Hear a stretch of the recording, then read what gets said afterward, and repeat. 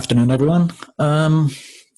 As some of you know, I like to provoke alternative ways of looking at things sometimes. So what if I was to say to you, what if we looked at addiction as an opportunity to grow instead of what we normally see, the current situation, where addiction is often hidden and stigmatized due to shame and guilt.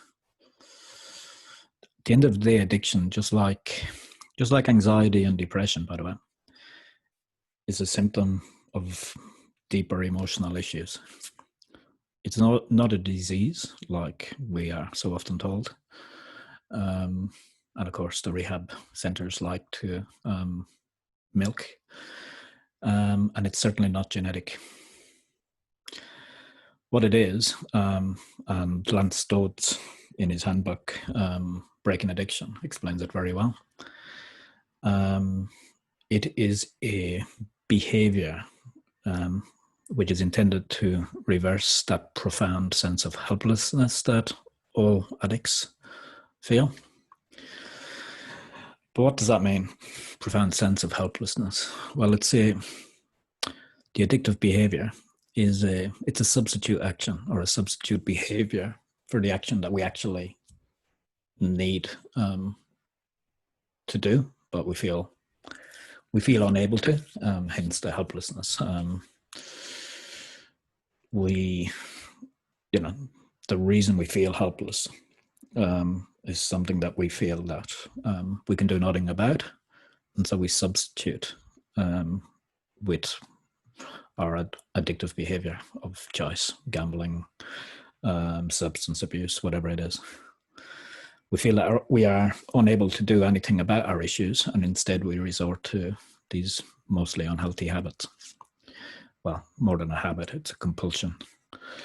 This will sound silly, but often because we feel so helpless about the issue that we need to fix, we do this addictive behavior, and it actually makes us feel better because we have this false sense of control, that we've made a decision.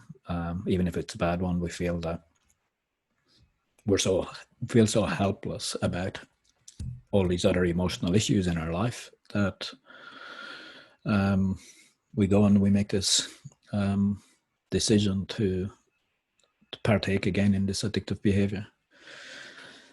And the problem is, when we finally do realize that we need help, most rehab, as I said before, and even therapy focuses on the physical aspect of addiction, the so-called or supposed dependency.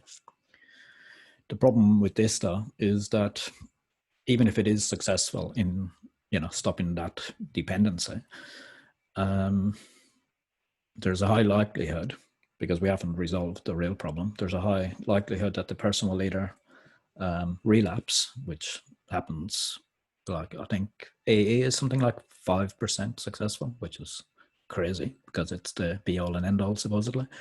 So they will either relapse or they'll simply replace that addictive behavior with another one, because it's still just a substitute action for that feeling of helplessness. So we need to realize that addiction, really, in our own clumsy way, it's our own clumsy way of trying to deal with major emotional issues in our life.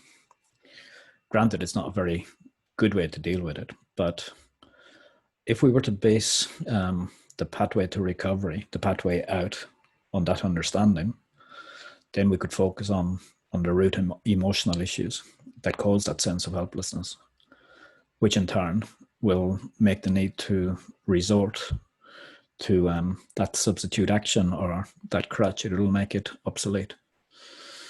So now, instead of feeling ashamed, guilty, or even a failure, we can look at our addiction and the pathway out of it as an opportunity to explore and discover our true selves.